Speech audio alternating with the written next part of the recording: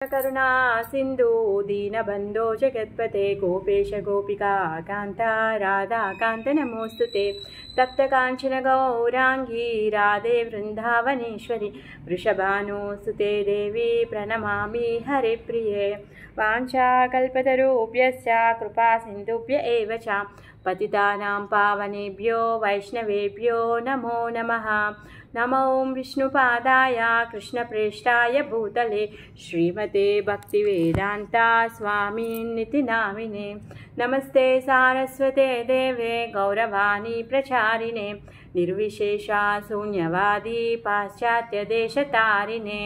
श्रीकृष्ण चैतन्य प्रभु नित्यानंद श्री अद्वैता गदाधरा श्रीवासादि गौरभक्तवृंदा। हरे कृष्णा कृष्ण कृष्ण हरे हरे हरे राम राम राम हरे हरे। मूकं करोति वाचालं पंगुं लंघयते गिरिं यत्कृपातमहं वन्दे श्रीगुरुं दीनतारिणं श्रीलप्रभुपाद की जय, श्री गुरुदेव की जय। हरे कृष्ण। మనం ఈరోజు శ్రీకృష్ణ కథాసుధలో ఈరోజు చెప్పుకునే కథ కేసి ఇంకా వ్యోమాసురుడి యొక్క సంహారం. దీంతో కృష్ణుడు తన బృందావన లీలలని సమాప్తి చేయబోతున్నాడనమాట. ఆయన ఈ పుట్టినప్పటి నుంచి 10 సంవత్సరాల వరకు ఈ బృందావనంలో ఉన్నాడు. యశోదమ్మకి, నందమహారాజుకి, అక్కడున్నటువంటి గోపికులకి, గోపికలకి, తర్వాత గోపబాలురు, చిన్న గోపిలు, పెద్ద గోపిలు అందరితో కూడా ఇప్పటివరకు ఆయన యొక్క ప్రేమని, అనుబంధాన్ని ఆదాన ప్రదానం చేస్తూ ఉన్నాడు. ఇప్పటికీ ఇంకా ఆయన బృందావనం లీలల్ని ముగించేసి తను మథురాకి వెళ్ళబోతున్నాడు అనమాట. ఈ మథురాకి వెళ్ళేదానికంటే ముందు చివరగా కొసరగా ఇంకా 2 రాక్షసులు ఉన్నారు. ఆ రాక్షసులను కూడా ఉద్ధరించబోతున్నాడు కృష్ణుడు. అయితే మనము అరిష్టాసురుడి వధ చెప్పుకున్నాం నిన్న. అరిష్టాసురుడు చనిపోయాడు. చనిపోయిన తర్వాత ఆ అరిష్టుడు ఎద్దు రూపంలో వచ్చాడు కాబట్టి ఆ పాపము కడుక్కోవడం కోసం, కానీ ఆ పాప ఫలితంగా నువ్వు ముల్లోకాల్లో ఉన్న తీర్థాల్లో స్నానం చేసి రమ్మని శ్రీమతి రాధారాణి చెప్పగా నేను ఎందుకు వెళ్తాను అని చెప్పేసి ముల్లోకాల్లో ఉన్నటువంటి ఆ పుణ్యతీర్థాలన్నింటినీ పిలిచి అక్కడ ఒక శ్యామకుండాన్ని నిర్మించి దాంట్లో స్నానం చేస్తారు. తర్వాత దానికి పోటీగా శ్రీమతి రాధారాణి రాధాకుండాన్ని నిర్మిస్తారు. ఆ విధంగా శ్యామకుండ రాధాకుండల యొక్క ఏ విధంగా ఆవిర్భవించాయో మనం నిన్న చెప్పుకున్నాము. దాని తర్వాత ఏమవుతుంది అంటే నారదుడు మథురకు వెళ్ళాడంట. మరి నారదుడికి కంసుడికి మధ్యలో సంబంధం ఏముంది? ఏంటా సంబంధం అంటే ఏమీ లేదు. నారదుడు మొత్తము అన్ని లోకాల్లోనూ, తర్వాత వైకుంఠ లోకానికి కూడా వెళ్తాడు, కైలాసానికి కూడా వెళ్తాడు. ఈ భౌతిక లోకాల్లో ఉన్నటువంటి 14 లోకాల్లో కూడా తను తిరుగుతూ ఉంటాడు. ఏం చేస్తూ ఉంటాడంట? తను తిరుగుతూ భగవంతుడి యొక్క నామజపం చేస్తూ ఉంటాడు. భగవంతుడి యొక్క కథాగానం చేస్తూ ఉంటాడు. అంతటా వెళ్ళి ఆయన భక్తులను తయారు చేస్తూ ఉంటాడు. తెలిసిందే కదా, ధ్రువుడిని, ప్రహ్లాదుని, తర్వాత వాల్మీకిని, తర్వాత ఎంతెంత గొప్ప భక్తులు ఈ నారదుడి యొక్క భగవద్నామ సంకీర్తనం వల్ల చాలా గొప్ప గొప్ప భక్తులందరూ కూడా వచ్చారు. ఆ విధంగా నారదుడు కంసుడి దగ్గరికి వచ్చాడనమాట. కంసుడి దగ్గరికి వచ్చి మాట్లాడుతున్నాడు. ఏం మాట్లాడుతున్నాడు? కంసుడు అంటున్నాడు అనమాట. కంసుడు ఏమనుకుంటున్నాడు అంటే దేవకి వసుదేవుల అష్టమ సంతానం ఏదైతే ఉందో ఆ అష్టమ సంతానం వలన తను చనిపోతాడు అన్న విషయము తనకి తెలుసు. ఏ విధంగా ఆకాశవాణి వచ్చి చెప్పినందుకు గాను అష్టమ సంతానం ద్వారా తను చనిపోతున్నాడని తనకు తెలుసు. అయితే మరి ఆ అష్టమ సంతానం ఎవరు? ఆ అష్టమ సంతానము అమ్మాయి వచ్చింది కదా. సో ఆ అమ్మాయి అనేసి కంసుడు అనుకుంటున్నాడు. మరి ఎప్పుడైతే తను ఏం చేశాడు? పెళ్ళి చేసి అత్తగారింట్లో దింపడానికి చెల్లెని తీసుకొని వెళ్తూ ఉన్నాడు. ఎప్పుడైతే ఆకాశవాణి నుంచి ఆ శబ్దం వినిపించిందో నీ యొక్క మృత్యువు నీ చెల్లెలి గర్భంలో అష్టమ సంతానంగా పుట్టబోతుంది అని ఎప్పుడైతే విన్నాడో, వినగానే ఏం చేశాడు? పాపం సాగనంపాల్సిన చెల్లిని చంపడానికి ప్రయత్నించాడు. ఆ విధంగా తనని తీసుకొని వెళ్ళాడు, అరెస్ట్ చేశాడు. ఎప్పుడైతే అష్టమ గర్భంలో దుర్గా పుట్టిందో తను పుట్టి ఆ యోగమాయ ఏం చేసింది, అప్పుడు ఏమంటుంది, నువ్వు వీళ్ళని వదిలేసేయి అని చెప్తుంది. ఎందుకంటే ఈయన దుర్గా భక్తుడు కాబట్టి అప్పుడు దేవకి వసుదేవుల్ని వదిలేస్తాడు కూడా, వాళ్ళని విడుదల చేస్తాడు కూడా. ఆ విధంగా కొన్ని సంవత్సరాలు వీళ్ళు కూడా పాపం బయటే ఉంటారనమాట. ఇప్పుడు నారదుడు వచ్చాడు. నారదుడు వచ్చి చెప్తున్నాడు, ఇదిగో కన్నయ్య యశోదమ్మ కొడుకు, ఇది నిజమే, కానీ ఈ కృష్ణ బలరాములు ఎవరైతే ఉన్నారో వాళ్ళిద్దరూ మీ చెల్లి అయిన దేవకి వసుదేవుల పిల్లలు అని చెప్తాడనమాట. చూసారా నారదుడు ఎంత పని చేశారా అనిపించింది కదా. హాయిగా వాళ్ళు చెరచాలలో నుంచి బయట ఉన్నారు, అక్కడేమో కృష్ణ బలరాములేమో హాయిగా బృందావనంలో లీలలు చేసుకుంటున్నారు. ఇంతలోకే ఇంత మాధుర్యంగా ఇంత కృష్ణుడి యొక్క లీలల మాధుర్యాన్ని ఇప్పుడే ఆయన ఆస్వాదిస్తున్నాడు. అందరూ చాలా ఆనందంగా ఉన్నారు. గోవర్ధన పర్వతం కింద, తర్వాత రాస నృత్యంలో ఇక్కడ భగవంతుడి యొక్క సాన్నిధ్యాన్ని పొంది వాళ్ళు భగవంతుడి యొక్క ఆ చైతన్యంలో వాళ్ళు ముడకలు వేస్తూ ఉండగా నారదుడు వచ్చి ఇలా కంసుడికి చెప్పడం ఏమైనా బాగుందా, ఇదేమైనా న్యాయమా అనిపిస్తుంది కదా. అయితే కంసుడు వచ్చి చెప్తున్నాడు అనమాట, చూడు ఓ వెర్రి బాగులోడా, ఆ కృష్ణ బలరాములు ఎవరో కాదు, నీ చెల్లి అయిన ఆ దేవకి వసుదేవుల యొక్క పుత్రులే అనేసి చెప్తున్నారనమాట. అయితే వాళ్ళిద్దరే నువ్వు పంపించినటువంటి నీ అనుచరులు ఎవరైతే ఉన్నారో బక, శకట, తర్వాత అరిష్ట, వ్యోమ, ఇంకా ఎవరైతే ఎంతమంది అసురులైతే ఎవరైతే ఉన్నారో నీ యొక్క అనుచరులు వాళ్ళందరినీ కూడా సంహరించింది వాళ్ళే అనేసి చెప్తున్నాడనమాట. దాంతో కంసుడికి చాలా చెడ్డ కోపం వచ్చిందనమాట.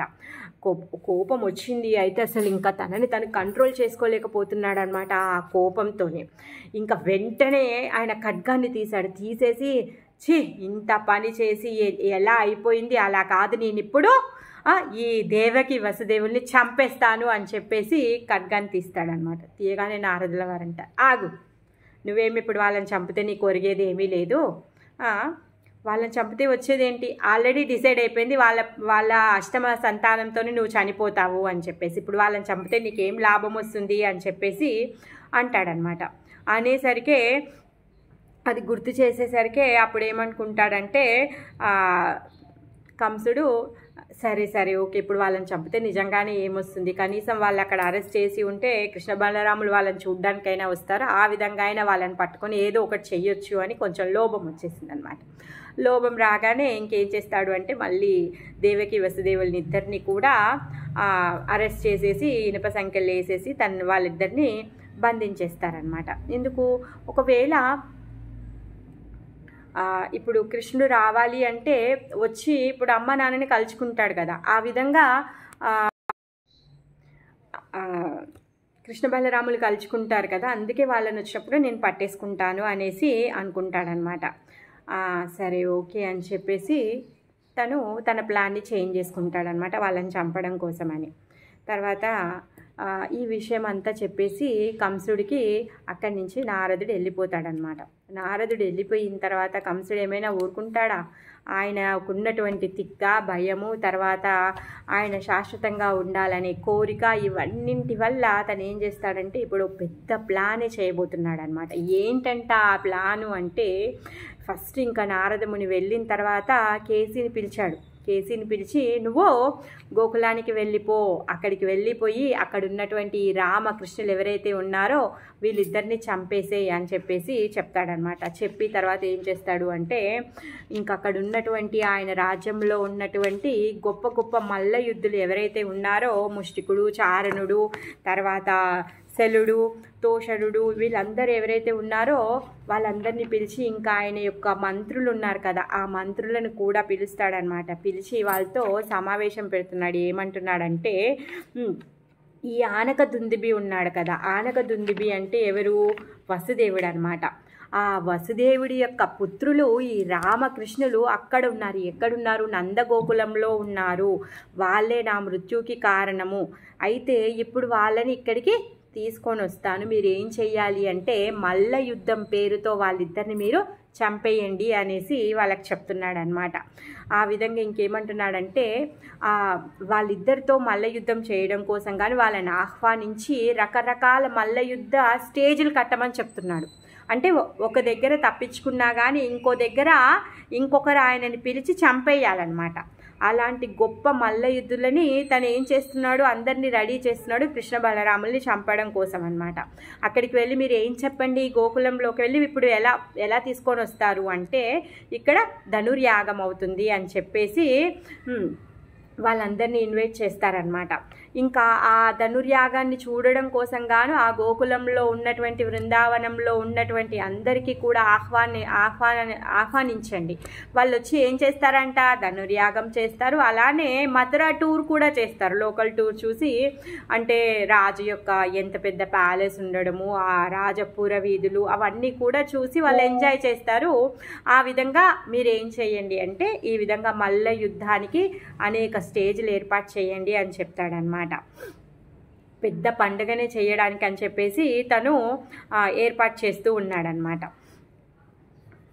ఇంకా దీనికంటే ముందు ఏం చేయబోతున్నాడు అంటే చాలా గట్టి బందోబస్తే చేయబోతున్నాడు. మల్ల యుద్ధము ఏదైతే ఈ ధనుర్యాగము స్టేజు, ఈ మల్ల యుద్ధాల మంచలు ఇవన్నీ ఉన్నాయో వాటికంటే ముందే ఈ ద్వారం ఏదైతే ఉందో, ఈ పెద్ద ఈవెంట్ జరిగేటటువంటి స్టేడియం ఉంటుంది కదా, ఆ స్టేడియం ఒక బయట గేట్ దగ్గర ఒక పెద్ద మదపాటి ఏనుగుని పెడతాడంట.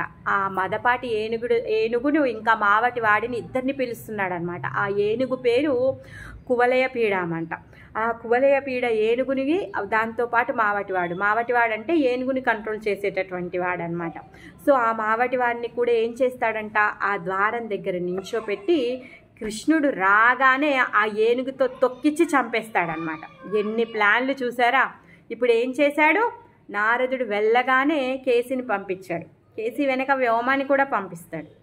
కేసిని పంపించి, అంటే కేసి చేతిలో మిస్ అయినా మళ్ళీ వ్యోమా చేతిలో మిస్ అయినా ఈ ధనుర్యాగానికి పిలిపించి ఎప్పుడైతే ఆ ధనుర్యాగానికి ఆ స్టేడియంలోకి ఎంటర్ అవుతాడో అక్కడ ఏనుగుతో తొక్కిస్తాడనమాట. ఒకవేళ ఆ ఏనుగు నుంచి కూడా తప్పించుకుంటే ఆ మల్ల యుద్ధులందరినీ పెట్టి ఆ మల్ల యుద్ధులు ఎవరైతే ఉన్నారో వాళ్ళ చేతిలో నలిపిచ్చేసి చంపేస్తాడనమాట. ఎన్ని రకాల కుతంత్రం తను చేస్తున్నాడనమాట.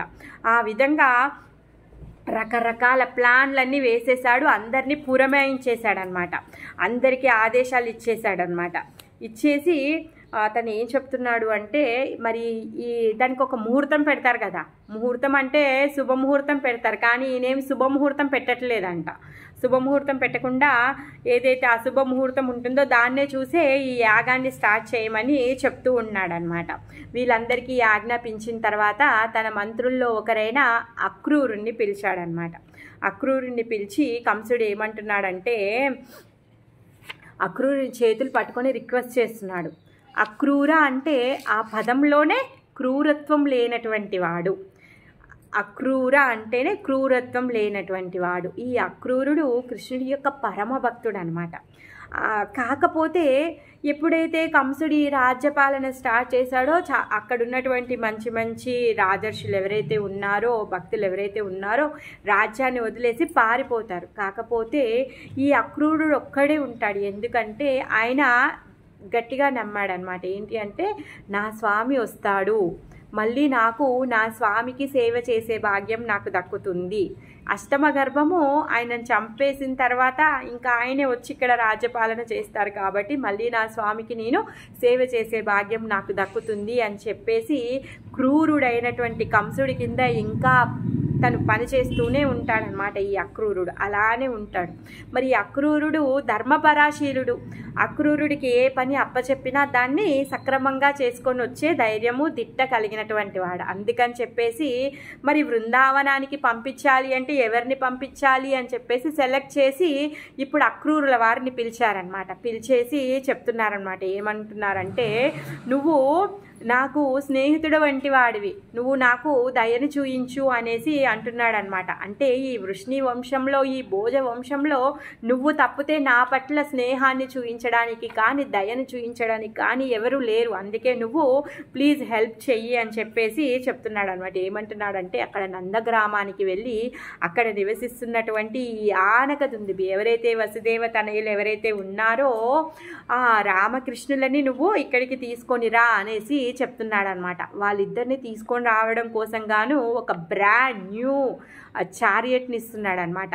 ఆ రథము ఏంటి అది, ఆ రథం అంట చాలా అందంగా ఉందంట, బంగారు రథం. అప్పుడే ఓపెన్ చేస్తున్నారు, అది కొత్తది, ఇప్పటివరకు ఎప్పుడు కంసుడు ఎక్కలేదు, ఇంకెవరు కూడా ఎక్కలేదు. అలాంటి బ్రాండ్ న్యూ చారియట్ని అక్రూరుల వారికి ఇస్తున్నారు. ఎందుకు అంటే కొత్త రథాన్ని చూసేనా అక్రూరుల వారు దాని మీద ఎక్కి వెళ్ళి తీసుకొని వస్తారు అని చెప్పేసి ఆయనకు ఉత్సాహం కలుగుతుంది అని చెప్పేసి ఆయన నేను వెళ్ళను అని చెప్పకుండా ఉంటాడేమో అని చెప్పేసి కొత్త రథాన్ని తీసుకొచ్చి అక్రూరుల వారికి చూపించి నువ్వు దీంట్లో వెళ్ళి తీసుకొని రా అనేసి చెప్తారనమాట. అక్రూరుల వాళ్ళు నిజంగానే ఆ రథాన్ని చూసి సంతోషపడతారంట. ఎందుకు, ఆయన ఎక్కి వెళ్ళాలి అని చెప్పేసి సంతోషపడట్లేదంట. ఇప్పుడు ఎలా అయినా ఆ క్రూరుడైన కంసుడి కింద పని చేస్తున్నాడు కాబట్టి ఆయన చెప్పిన పని చేసే తీరుతాడు. మరి ఇప్పుడు ఆయన ఎందుకు సంతోషిస్తున్నాడు అంటే, ఆహా కనీసము నా కృష్ణుడి కోసం కొత్త బండన్న ఇచ్చాడు వీడు, వాడెక్కినటువంటి పాత తుచ్చమైన నీచమైన వాడి కాలు పెట్టినటువంటి ఏమంటారు గలీజ్ బండి నాకు ఇవ్వలేదు అని చెప్పేసి ఆలోచిస్తున్నాడు అనమాట. మరి ఈ న్యూ బ్రాండ్ చారియట్ని కృష్ణకి నేను ఆఫర్ చేస్తాను అని చెప్పేసి తన లోపల కృష్ణకి ఆఫర్ చేస్తున్నాడు అనమాట. ఆ విధంగా అక్రూర వాళ్ళు ఇంకా ఆ రథాన్ని చూసి సరే ఓకే అని చెప్తారనమాట. ఆ విధంగా అక్రూరుడికి తను ఆదేశం ఇచ్చేస్తారు. అక్రూరుడు ఆ రథాన్ని తీసుకొని తన ఇంటికి వెళ్తాడు నైట్ రెస్ట్ తీసుకోవడానికి. పాపం నైట్ అంతా పడుకుంటాడా పడుకోడు, ఆ కథ మనం రేపు చెప్పుకుందాం. ఇప్పుడు ఇంకా ఈ స్టోరీ ఉంది. కంసుడు అక్రూరుని పంపించేస్తాడు. ఇంకేమంటాడంటే అక్రూరుడితో, ఈ ఇంద్రుడు ఏ విధంగా అయితే విష్ణు సహాయం తీసుకుంటాడో ఆ విధంగా నేను నీ సహాయం తీసుకుంటున్నాను, నువ్వు ఇప్పుడు వెళ్ళి ఆ ఇద్దరు పిల్లల్ని తీసుకొని రా అనేసి చెప్తున్నాడు అనమాట. అప్పుడు అక్రూరుడు ఏమంటాడు అంటే ఇంకా అక్రూరుడితో ఏమంటాడు అంటే ఆయన మొత్తం ప్లాన్ చెప్తున్నాడు అనమాట.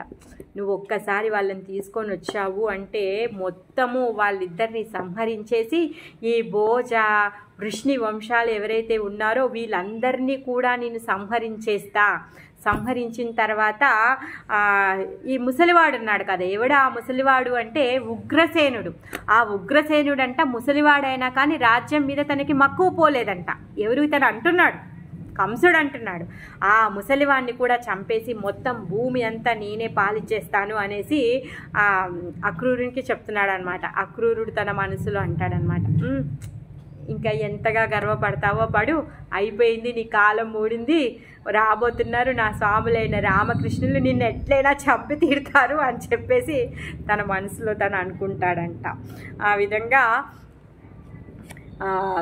ఇంకేమంటున్నాడు అంటే వీళ్ళందరూ నా శత్రువులు. ఎవరు, ఈ భోజ వృష్ణి వంశస్థులందరూ, ఈ ఉగ్రసేనుడు ఎవరైతే ఉన్నారో వీళ్ళందరూ కూడా నా శత్రువులు. కాకపోతే నాకు మిత్రువులు ఉన్నారు. ఎవరు తెలుసా ఆ మిత్రువులు అంటే జరాసంధుడు, ద్వివిధుడు, తర్వాత కాళయావనుడు, శంబరుడు, నరకుడు, బాణుడు, వీళ్ళందరూ కూడా నా మిత్రులు.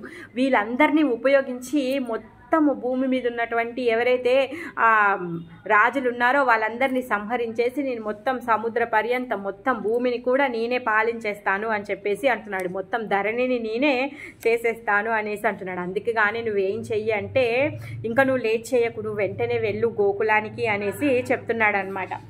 గోకులానికి నువ్వు వెళ్ళి ఆ కృష్ణ బలరాములని తీసుకొని రా అనేసి చెప్తున్నాడు అనమాట.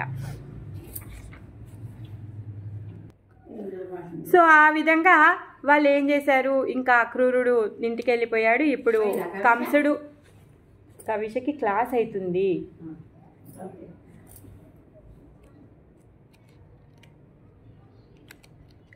అయిపోయింది.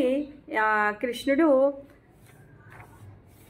అక్కడ బృందావనంలో తను లీలలు చేసుకుంటూ అక్కడ ఉన్నారు కదా, ఇంకా బృందావనంలో ఉన్నారు కదా. అప్పటికి ఈ కేసీ వచ్చాడనమాట.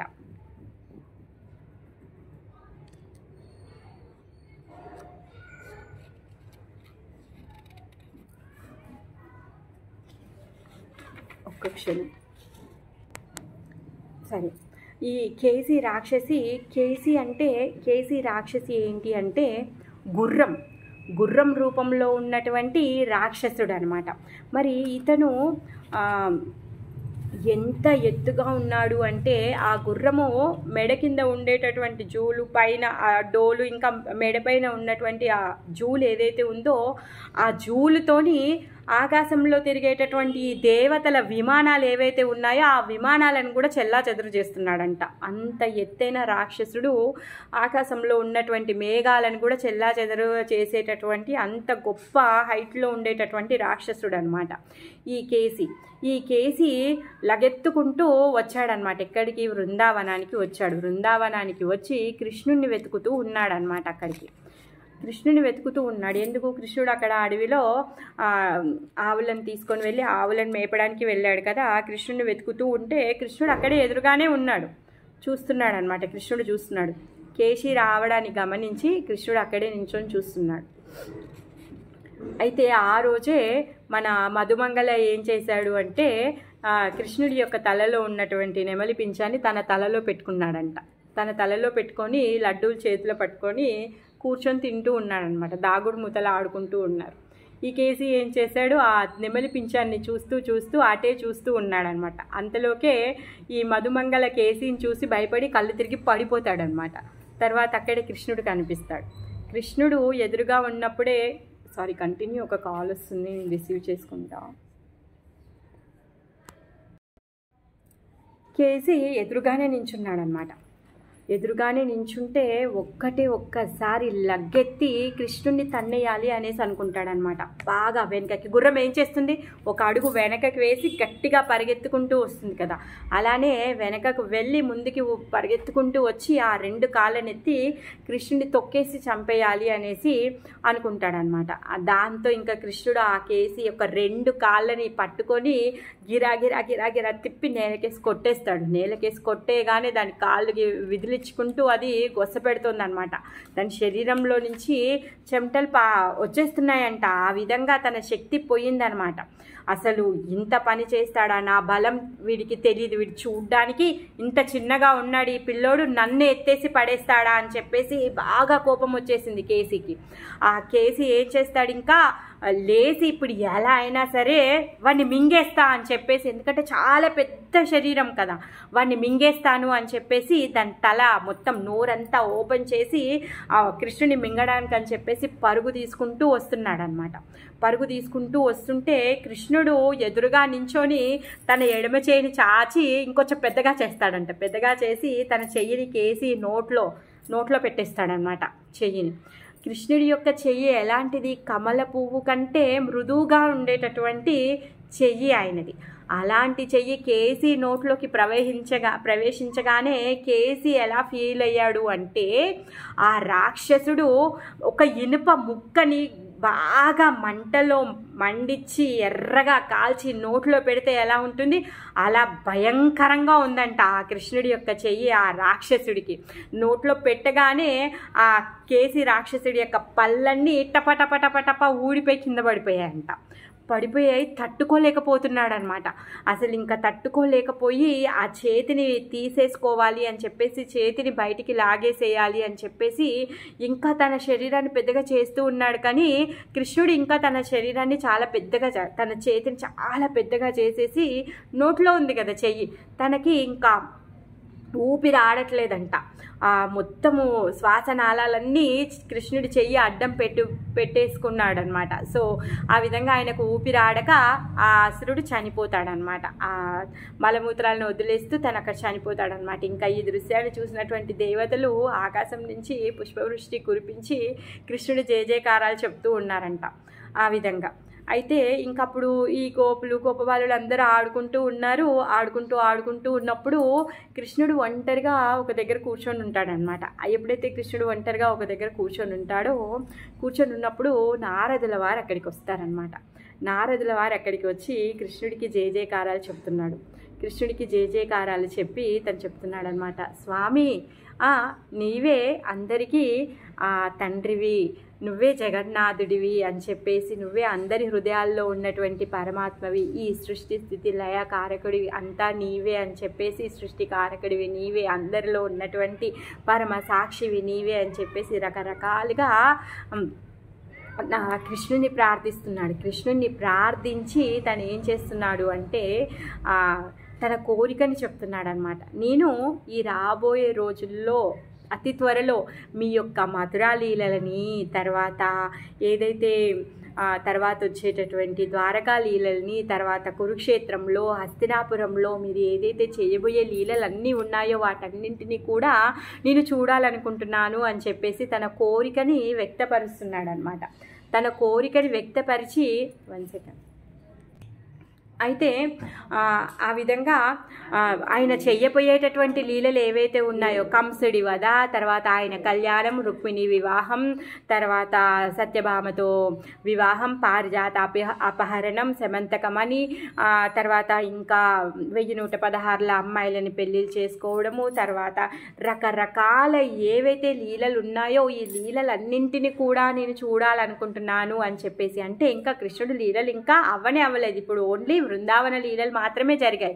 ఆ లీలలన్నీ జరగబోతున్నాయి, మరి వాటన్నింటిని కూడా నేను చూడాలనుకుంటున్నాను అని చెప్పేసి తన కోరికని వ్యక్తపరిచి కృష్ణుడికి ధన్యవాదాలు చెప్పి తను అక్కడి నుంచి కృష్ణుడి యొక్క ఆశీర్వాదాన్ని తీసుకొని వెళ్ళబోతున్నాడు అనమాట. కృష్ణుడు ఏమంటున్నాడు అంటే నారదుల వారికి థ్యాంక్స్ చెప్తున్నాడు. ఎందుకు? కృష్ణుడి యొక్క కోరిక అనుసారంగానే తను కృష్ణుడు ఏంటి అంటే ఇప్పుడు నేను ఈ బృందావన లీలల్ని ఇక్కడే ఆపేసి ఇంకా మధురా లీలల్ని చెయ్యాలి అనేసి కృష్ణుడు అనుకుంటున్నాడు అనమాట.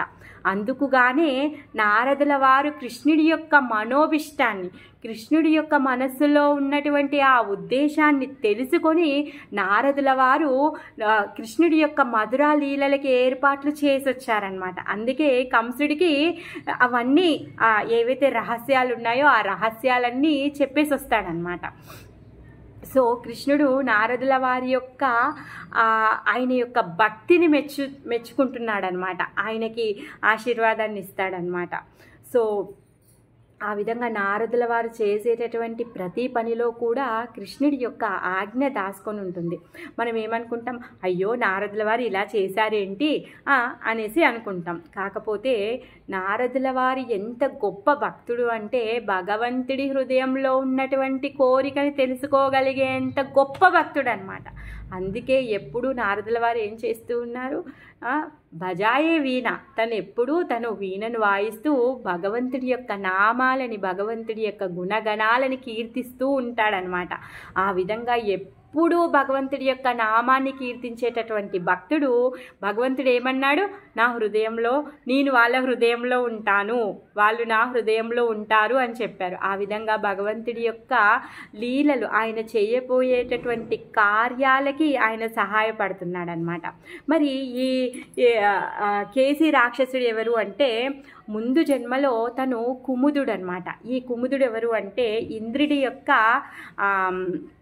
సేవకుడు, ఆ స్వర్గలోకంలో ఉంటాడు, ఇంద్రుడి యొక్క సేవకుడు. మరి ఈ కుముదుడు ఏం చేశాడు అంటే ఎప్పుడైతే ఈ వృత్తాసురుణ్ణి చంపిన తర్వాత అశ్వమేధ యాగం చేస్తున్నాడనమాట ఇంద్రుడు. అశ్వమేధ యాగంలో అశ్వాన్ని బలివ్వాలి కదా, ఈ అశ్వాన్ని బలివ్వడం కోసం గాను ఒక మంచి అందమైన ఒక అశ్వాన్ని తీసుకొస్తాడనమాట, గుర్రాన్ని తీసుకొస్తాడు. ఆ గుర్రం ఎంత అందంగా ఉంటుంది అంటే దాన్ని చూసి అయితే ఈ గుర్రాన్ని సంరక్షణకి కుముదుడికి అప్పగిస్తాడనమాట. అంటే యజ్ఞంలో బలిచ్చేంత వరకు దాని యొక్క బాగోగులు, దాని యొక్క సంరక్షణ అన్నీ చూసుకోవాల్సిన బాధ్యత ఈ కుముదుడిది అనమాట. ఈ కుముదుడికి అప్పచెప్తాడు. మరి కుముదుడు ఏంటంటే ఆ గుర్రాన్ని చూసిన తర్వాత చాలా మురిసిపోతాడంట. చూసి ఆ గుర్రాన్ని చూశాక దాని మీద ఎక్కి నేను రైడ్ చేయాలి, దాన్ని గుర్రాన్ని నడిపించాలి అనే కోరిక తనకు వస్తుందన్నమాట. ఇంకా ఆ కోరికని కాదనలేక తను ఏం చేస్తాడంటే తన మనస్సుని తప్పించుకోలేక తను గుర్రాన్ని ఎక్కి తను హార్స్ రైడింగ్ చేస్తాడు. మరి హార్స్ రైడింగ్ చేస్తూ ఎక్కడికి వెళ్తాడు అంటే తలలోకానికి వెళ్తాడనమాట. అతల వితల సుతల రసాతల తలాతల, సో ఆ తలలోకానికి వెళ్తాడనమాట. మరి ఈ గుర్రం ఎంత అందంగా ఉంది అంటే ఆ గుర్రము మనస్సు వేగంతో ప్రయాణిస్తుందంట. హార్స్ స్పీడ్ ఎంత ఉంది అంటే మనస్సు, మనం ఇక్కడ కూర్చొని మనము మన మనస్సుతో అమెరికా, ఆస్ట్రేలియా, లండన్ అలా కాదు, స్వర్గం ఎక్కడికైనా వైకుంఠానికి కూడా వెళ్ళిపోవచ్చు. అంత ఫాస్ట్గా మన మనస్సు వెళ్తుంది, మనం వెళ్ళలేం. అంత ఫాస్ట్గా ఈ గుర్రం ప్రయాణిస్తుంది అనమాట. సో ఆ విధంగా తల లోకానికి వెళ్ళాడనమాట. అంతలోకే అక్కడ ఉన్నటువంటి ఋత్వికులు ఎవరైతే ఉన్నారో, ఋత్వికులు అంటే పూజారులు, వాళ్ళందరూ గుర్రాన్ని చూస్తున్నారనమాట. చూసి అయ్యో గుర్రం లేదు అని తెలుసుకున్నారు. గుర్రం లేదు, గుర్రంతో పాటు గుర్రాన్ని రక్షించేటటువంటి కుముదుడు కూడా లేడు అని చెప్పేసి ఆ కుముద కూడా కనిపించట్లేదు అనేసి అనుకుంటారు. సో ఆ విధంగా చూస్తారు ఎక్కడుంది అంటే ఆ తలలోకంలో వీళ్ళిద్దరు ఉన్నారనమాట. వెళ్ళి తలలోకం నుంచి తీసుకొని కుముదాన్ని ఇంకా ఆ గుర్రాన్ని ఇద్దరిని తీసుకొని వెళ్ళి ఇంద్రుడి ముందు ప్రజెంట్ చేస్తారు. ప్రజెంట్ చేసి ఇదిగో ఇలా చేశాడు అని చెప్పగానే ఇంద్రుడు అంటాడు, ఏంటి కుముదా నువ్వు ఇలా చేసావు, నేను నీ దగ్గర నుంచి ఇలా ఆశించలేదు, అందుకే నువ్వు గుర్రాని వైపో అని చెప్పేసి శపించేస్తాడనమాట. ఆ విధంగా ఇంద్రుడి యొక్క శాపముతో ఆ కుముదుడు అశ్వము రూపంలో ఉన్నటువంటి అసుర ఆ కేసి రాక్షసుడుగా అయిపోయాడనమాట. ఆ కేసి రాక్షసుడు 2 మనవంతరాల కాలం ఉన్నాడంట తను. అంత గొప్ప కాలం నుంచి తను అక్కడే తిరుగుతూ ఉన్నాడు, భయపెడుతూ ఉన్నాడు. ఈ విధంగా దేవతల విమానాలని కూడా అందుకే చెల్లాచెదరు చేస్తూ ఉంటాడనమాట. అప్పటి నుంచి ఉంటాడు. ఆ గుర్రము ఎప్పుడన్నా విదిలిస్తే ఆ శబ్దానికి కృష్ణుడు భయపడిపోతాడు అని చెప్పేసి అప్పుడప్పుడు నందమహారాజు, యశోదమ్మ కూడా భయపడేవాళ్ళంట. అమ్మో ఈ గుర్రము సకిలింపు అని చెప్పేసి, పిల్లోడు బెదిరిపోతాడు అని చెప్పేసి ఆ రూమ్లో తలుపులు పెట్టడం, అలాంటి శబ్దాలు కృష్ణుడు వినొద్దు అని చెప్పేసి అలా పెట్టేవాళ్ళంట. అంటే ఎప్పటి నుంచో ఈ కేసీ డీమన్ ఉన్నాడనమాట. ఇప్పుడు ఆ కేసీకి ఉద్ధరించే సమయం వచ్చేసింది. అందుకే ఇప్పుడు కృష్ణుడు ఎప్పుడైతే కేసీని చంపేశాడో అప్పుడు ఆ కుముదుడు వచ్చి తను కృష్ణుని ప్రార్థిస్తాడనమాట. నేను నీ కింకరుణ్ణి, నేను నీ యొక్క పాద పద్మాలపైన నా మనసు ఎప్పుడు లగ్నమై ఉండేలా చూడు, నేను నీ సేవకుల్లా ఉంచు అని చెప్పేసి కృష్ణునికి ప్రార్థించి కృష్ణుని ప్రదక్షిణ చేసి తను అక్కడి నుంచి వైకుంఠానికి వెళ్ళిపోతాడనమాట. అలా ఎప్పుడైతే కేసీ అక్కడి నుంచి వెళ్ళిపోతాడో, వెళ్ళిపోయిన తర్వాత మళ్ళీ యాజ్ యూజువల్ కృష్ణుడు వాళ్ళ ఫ్రెండ్స్ అందరితో కలిసి మళ్ళీ ఆట ఆడుకోవడము మొదలుపెట్టాడనమాట. కేసీ సంహారం అయిపోయింది. కేసీ సంహరించినటువంటి కృష్ణకి జై. తర్వాత వీళ్ళు ఆడుకుంటూ ఉన్నారు. మరి ఏం ఆట ఆడుకుంటూ ఉన్నారు అంటే వాళ్ళు గొర్రెల కాపరి అనే ఆట ఆడుకుంటున్నారు. అంటే ఆ ఫ్రెండ్స్ అందరు కలిసి కొంతమంది ఏమో గొర్రెల్లా అవుతారు, కొంతమంది ఏమో ఆ గొర్రెలు కాపరి అవుతారు. అందులో కొంతమంది అంటే ఒక 4-5 ఏమో దొంగలా అవుతారనమాట. వాళ్ళు ఏం చేయాలి, గొర్రెల కాపరికి కనిపించకుండా ఆ గొర్రెల్ని దొంగలించాలి అనమాట. ఆ విధంగా వాళ్ళు దొంగ పోలీస్ ఆట ఆడుకుంటూ ఉన్నారనమాట. ఆడుకుంటూ ఉన్నారు మంచిగా. వాళ్ళు అసలు ఎంజాయ్ చేస్తున్నారు కృష్ణుడితో. వాళ్ళ ఆటలో వాళ్ళు చాలా మునిగిపోయి ఉన్నారు. మరి అక్కడ గోపబాలుల సంఖ్య అసంఖ్యాకంగా ఉంటుంది కదా. ఆ రోజు ఎవరో ఒకరు రాలేదేమో, వాళ్ళ ఇంట్లోనే ఉండిపోయి ఉంటారు. వాళ్ళ రూపంలో ఈ వ్యోమాసురుడు వచ్చాడనమాట. కేసీ ఏమో గుర్రం రాక్షసుడు, ఈ వ్యోమాసురుడేమో స్కై రాక్షసుడు అనమాట. అంటే ఆకాశ పక్షిలాగా ఉంటాడు ఆల్మోస్ట్. ఆ విధంగా తను ఏం చేస్తాడు అంటే ఆ గోపబాలుల్లో ఉన్నటువంటి వేషం వేసుకొని ఈ గ్రూప్లోకి వచ్చేసాడనమాట. వచ్చేసి ఏం చేస్తున్నాడు, వాళ్ళకి తెలియకుండా వాళ్ళందరినీ మాయలో మత్తు చల్లినట్టుగా వాడి మ్యాజిక్ చూయించేసి నెమ్మదిగా ఈ గొర్రె పిల్లల్లా ఉన్నటువంటి గోపబాలులు ఎవరైతే ఉన్నారో వాళ్ళందరినీ కొంతమందిని అపహరిస్తూ ఉన్నాడనమాట. అక్కడి నుంచి అపహరిస్తూ తీసుకెళ్ళి ఒక పెద్ద కొండ గుహ ఉంటుంది కదా, ఆ కొండ గుహలో వదిలిపెట్టి పెద్ద బండని దాపెట్టేస్తున్నాడు అనమాట. అడ్డం పెట్టేసి దాంట్లో దాపెడుతున్నాడు. వస్తున్నాడు, పిల్లల్ని తీసుకెళ్తున్నాడు, దాపెడుతున్నాడు, వస్తున్నాడు, పిల్లల్ని తీసుకెళ్తున్నాడు, దాపెడుతున్నాడు. ఇదే పని. ఇంకా లాస్ట్కి చివరికి చూస్తే ఆ గొర్రె పిల్లల్లో యాక్ట్ చేసే గోపబాలులో కొంతమందే మిగిలారంట, 4-5 మాత్రమే మిగిలారంట. కృష్ణుడు చూసేసరికి అరే వీడు గోపాలుడు కాదు కదా, వీడు రాక్షసుడు అని చెప్పి చూస్తాడనమాట. చూడగానే కృష్ణుడు వెళ్ళి వాడిని గట్టిగా పట్టుకుంటాడంట. ఆ వ్యోమాసురుడు ఏం చేశాడు అంటే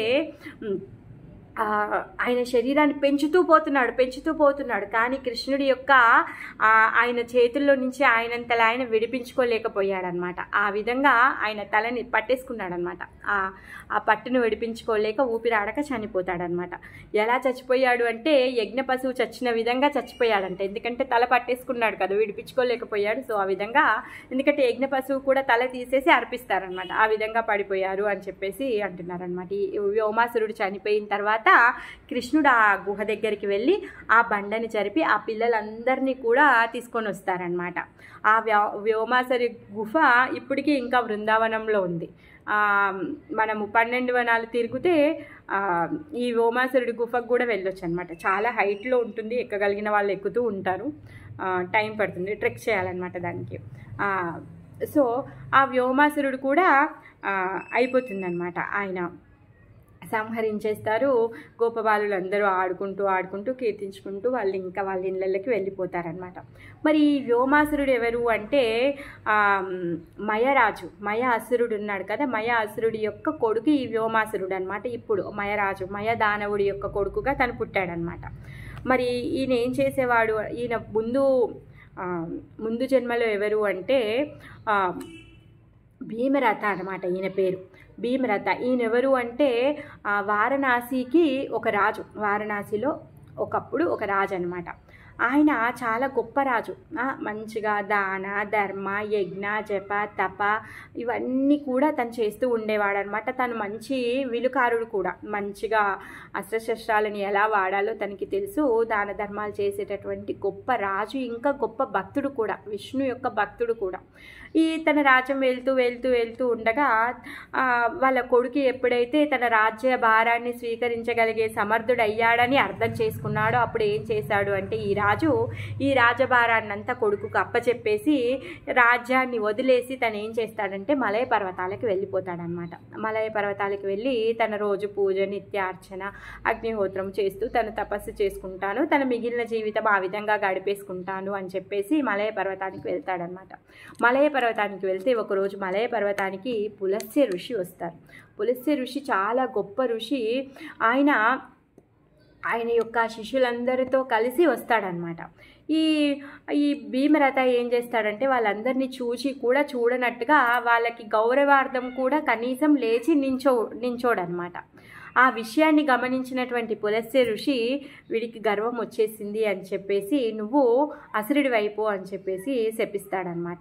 ఎంత గొప్ప ఋషి అయినా, ఎంత గొప్ప ఏమంటారు త్యాగి అయినా, ఇప్పుడు అంత గొప్ప రాజ్యాన్ని, అంత గొప్ప దాన ధర్మాలు చేసేటటువంటి రాజు అన్నింటినీ వదిలేసి అన్నింటి మీద మమకారాలని అన్నింటినీ అనుభవించాలనే కోరికలు అన్నింటినీ త్యజించి కూడా తను అడవికి వచ్చిన తర్వాత తను చేయాల్సిన కొన్ని మర్యాదలు ఉంటాయి. ఆ మర్యాదలను అతిక్రమించడం వలన గర్వం వచ్చేస్తుందన్నమాట. మరి సాధువులు ఎవరైనా తన దగ్గరికి వచ్చినప్పుడు వాళ్ళని సాదరంగా ఆహ్వానించడం తన బాధ్యత. అలా చేయకపోయేసరికి ఆయనకి గర్వంతో అలా చేయకపోయేసరికి ఈ పులస్త్య ఋషి శపిస్తాడనమాట. అప్పుడు ఇంకా ఈ భీమరథ ఏమంటాడంటే నన్ను క్షమించండి, నేను చాలా గొప్ప అపరాధమే చేశాను మీ పట్ల అని చెప్పేసి ప్రాధేయపడితే అప్పుడు ద్వాపరాంతంలో సాక్షాత్ దేవదేవుడు శ్రీకృష్ణ భగవానుడు వస్తున్నాడు. ఆయన యొక్క స్పర్శతో ఆయన యొక్క ఆయన నిన్ను ఉద్ధరించేస్తాడు అనేసి చెప్తాడనమాట. సో ఆ విధంగా ఈ వ్యోమాసురుణ్ణి కేసిని కూడా కృష్ణుడు సంహరించేశాడు. నైట్ వీళ్ళందరూ వెళ్ళిపోతారు. ఇంకా నైట్ అంతా మన అక్రూరుల వారు కూడా పడుకోలేదు. ఎందుకంటే రేపు బృందావనానికి వెళ్ళి కృష్ణుణ్ణి మథురకు తీసుకొని రావాలి. సో ఈ విధంగా ఈరోజు మనం ఈ వ్యోమాసుర ఇంకా కేసి రాక్షసుల యొక్క సంహారంతో బృందావన లీలలు అయిపోయాయి. జై బోలో వృందావన్ లల్లా की जय. हरे कृष्णा.